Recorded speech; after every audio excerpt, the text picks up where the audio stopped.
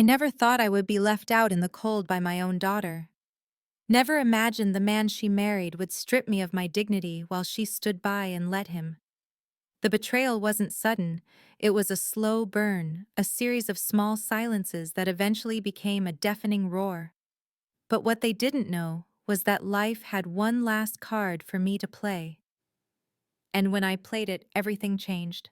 My name is Margaret, and I was 58 when the ground shifted beneath me. Until then, I believed in something called unconditional love. I built my entire life around it, around my husband, around our daughter Amanda.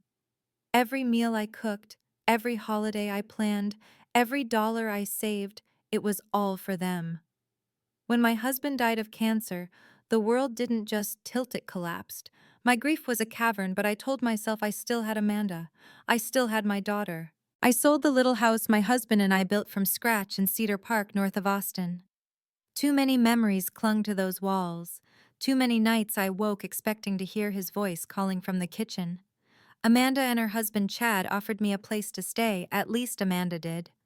Chad barely looked up from his phone when I carried my bags inside. I tried not to make waves. I kept to my small room in the back. I cooked, cleaned, ran errands, anything to be useful to justify my presence. But Chad had a way of making me feel like a burden just by breathing the same air. His eyes carried this constant irritation, as if I were a splinter lodged beneath his skin. It started small. He'd roll his eyes if I asked a question. He'd change the channel when I was mid-show. One afternoon, I heard him mutter freeloader under his breath as he brushed past me in the hallway. Amanda never called him out. Whenever I sought her eyes for reassurance, she brushed it aside with, "He's just stressed. Work's been rough." I told myself to swallow the shame. That's what mothers do, isn't it? They take the hurt so their children don't have to. But one night changed everything. I made chicken pot pie, Chad's favorite, trying desperately to create some warmth at the dinner table. Amanda scrolled on her phone. Chad sipped his beer. The silence was heavy. Then he looked up at me with that smirk and said, "Maybe it's time we stop pretending this is temporary. We're not a charity." Amanda froze. My fork clattered against the plate. "What do you mean?" I asked. Chad leaned back, voice thick with contempt. "I mean, how long is this supposed to go on? You're not working, you're not contributing. We've got bills. We didn't sign up for extra mouths to feed." Extra mouths, that's what I had become. I turned to Amanda, desperate, praying for her to push back. She didn't even meet my eyes. "Maybe it's best," she murmured, "if you find something more stable for everyone's sake." For everyone's sake. I didn't scream. I didn't argue. I stood, walked to my room, and packed my life into 2 suitcases.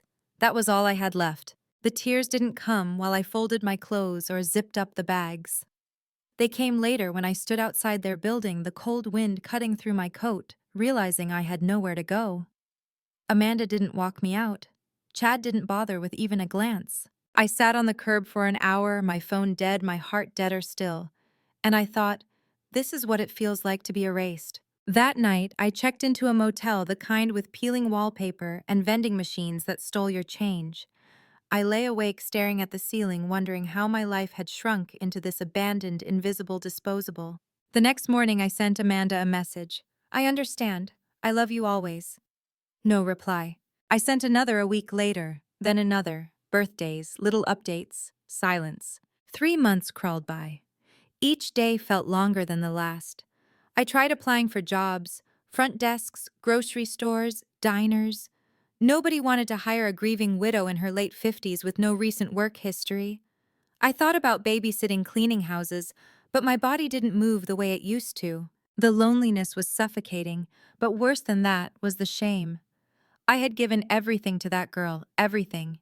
How could she discard me so easily? One evening, desperate to feel close to something, I dug through a box of old keepsakes.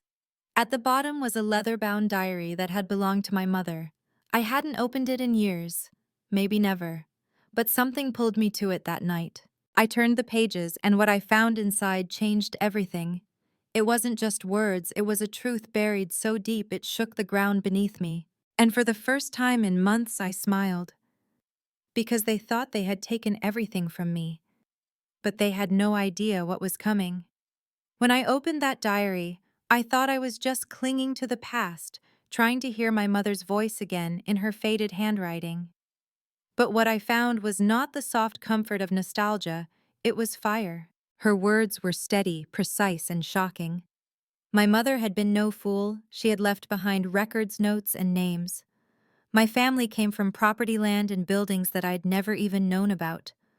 Somewhere between my grandparents' passing and my mother's death, everything had been buried, tucked into companies with names I didn't recognize, investments that had been managed quietly, almost secretly. I flipped through the pages, my heart racing faster with every line. It turned out that when my grandparents died, the family's holdings weren't sold off as I had always believed. They were passed down to my mother, and when my mother passed, to me. At the bottom of the box was a faded envelope with my name in her careful script. I tore it open, my hands trembling. Inside was a letter and a stack of documents that looked official even through the years of dust. The letter was short but searing. Margaret, if you are reading this, it means life has tested you in ways you never expected. I want you to know you are not powerless. The buildings, the land, the accounts, they are yours. Do not let anyone make you small. You have more strength than they will ever know. For a long time, I just sat there in stunned silence. All those nights in the motel, all those days feeling erased, none of it had been the full story. I wasn't powerless. I wasn't a beggar.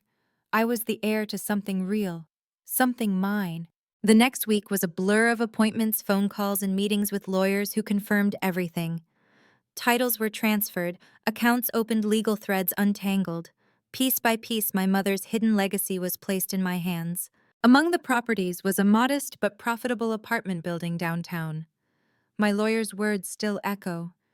It's been running itself for years, but technically, Mrs. Sullivan, you're the owner now. Owner. I remember walking past those brick walls a week later, looking up at the windows, the iron balconies, the people coming and going. My chest swelled with something I hadn't felt in months: pride, power. And then, like a lightning bolt from the universe itself, I saw the name on the mailboxes. Amanda and Chad. They lived there. I nearly dropped the envelope I was holding. My daughter and her smug, contemptuous husband were tenants in my building. The same daughter who had told me I was an extra mouth. The same man who rolled his eyes when I breathed too loudly. They paid rent to me. It was poetic, almost biblical. For days I wrestled with it. Part of me wanted to march right to their door, shove the lease in Chad's arrogant face and scream, "You owe me now." But another part of me, the quieter, more dangerous part, wanted something else. Not an outburst, not a fight. I wanted justice. I wanted them to feel what I had felt: powerless, small, desperate. So I didn't tell them, not yet. Instead, I made a decision.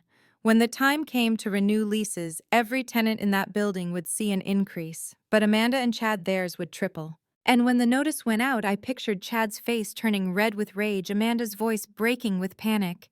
They would know what it felt like to have the rug ripped out from under them. They would know what it meant to be cornered. The day the letters were mailed, I sat at my kitchen table, the envelope addressed to Mr. and Mrs. Chad Thompson sitting neatly in the pile. I traced the ink of my own signature at the bottom of the rent adjustment notice and smiled. They had thrown me out as an extra mouth, but now every month they would pay for every word, every sneer, every betrayal. And I wasn't done yet. Because sometimes revenge doesn't come with shouting. Sometimes it comes with silence, with patience, with the quiet satisfaction of watching the ones who hurt you crumble under the weight of their own choices. And soon that's exactly what I would see. The first call came 3 days after the letters went out. I recognized Amanda's number, but for the first time in months I let it ring. She left a voicemail, her voice tight, trembling, trying to sound polite but cracking beneath the weight of panic. "Mom, it's me. Can you please call me back? We got this notice about the rent increase and it has to be a mistake. It's triple. Please just call me." I replayed that message more times than I care to admit. Not out of cruelty, but because it was the first time in years my daughter's voice sounded like the little girl I once knew. The girl who used to call me in the middle of the night after a bad dream, begging me not to leave her side. But she had left me. She had chosen Chad, chosen comfort, chosen cruelty, and now she was learning what it meant to be left. A week later, another voicemail. This time from Chad. His voice was sharp, angry, dripping with the same contempt he once reserved for me at his dinner table. Margaret, I don't know what you're playing at, but this is illegal. You can't just hike rent like this. We'll fight it. Will his voice cut off, then returned lower, harsher. You'll regret this. I smiled as I hit delete. The weeks that followed were a kind of quiet theater. My lawyer handled their letters, their complaints, their veiled threats. Each reply was simple, professional, irrefutable. The lease allowed adjustments, and the market supported the increase. Nothing illegal, nothing personal, just business. But to me, it was personal. Every envelope they opened, every sleepless night they spent arguing over bills, every tear Amanda shed in the privacy of her overpriced apartment, it was all a reflection of what they had done to me. Word began to trickle back through the grapevine. Amanda had stopped posting cheerful brunch photos online. Chad's car was repossessed. Neighbors saw them fighting in the hallway. The cracks were showing, spreading, widening. And then one afternoon, my phone buzzed again. Amanda. This time I answered. Her voice was raw, her words tumbling out. Mom, please. We can't pay this. We're drowning. I made a mistake. I shouldn't have let Chad treat you the way he did. I shouldn't have let you leave like that. Please, Mom, just help us. Just give us a chance.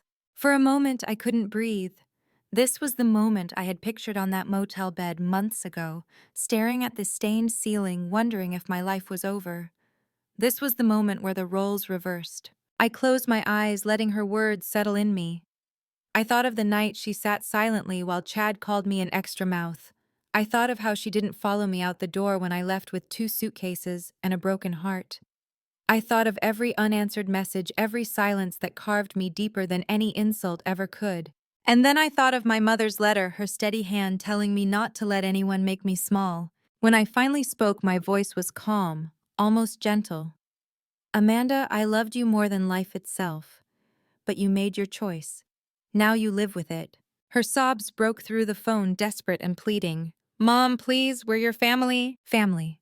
The word cut, but not the way she expected. Because family isn't just blood. Family is loyalty, respect, love that endures even when life shakes you to your core. And she had abandoned all of that long ago. I was your family too, I whispered and hung up. That night I slept better than I had in years. But deep down, I knew this wasn't the end. Because the truth has a way of surfacing, and Amanda's betrayal was only one layer of the story. There were secrets still hidden in those old papers threads I hadn't pulled yet. And once I did, I would discover that revenge was only the beginning. Type, continue to receive the next part. The papers from my mother's diary still sat in a neat stack on my dresser, their edges worn and yellowed, yet humming with secrets I hadn't fully uncovered. I had been so focused on Amanda and Chad, on the cold satisfaction of watching them squirm under my silence, that I hadn't gone deeper. But something tugged at me night after night until one evening I poured myself a cup of tea, sat at the kitchen table, and began turning those pages again. That's when I found it a deed to land I didn't recognize, tucked between receipts and notes my mother had written. If things ever turn dark, remember this parcel. It was meant to protect us. The address was downtown prime real estate in the heart of the city. My heart thumped as I looked it up.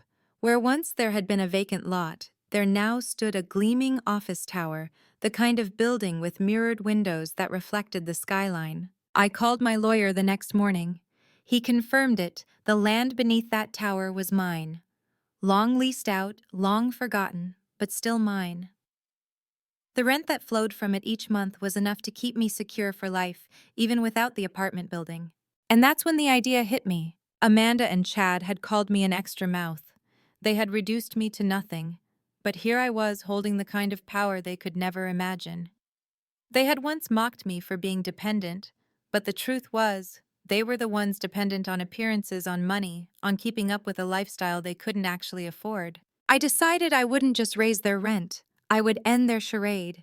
With my lawyer's help, I scheduled a routine inspection of their unit. The day I walked through that door, Amanda's face drained of color. Chad's scowled arms crossed the same arrogant sneer he used when he dismissed me at his dinner table. But this time the power was mine. I pointed out the unpaid late fees, The complaints from neighbors about their noise, the clause in the lease that allowed eviction proceedings after repeated violations.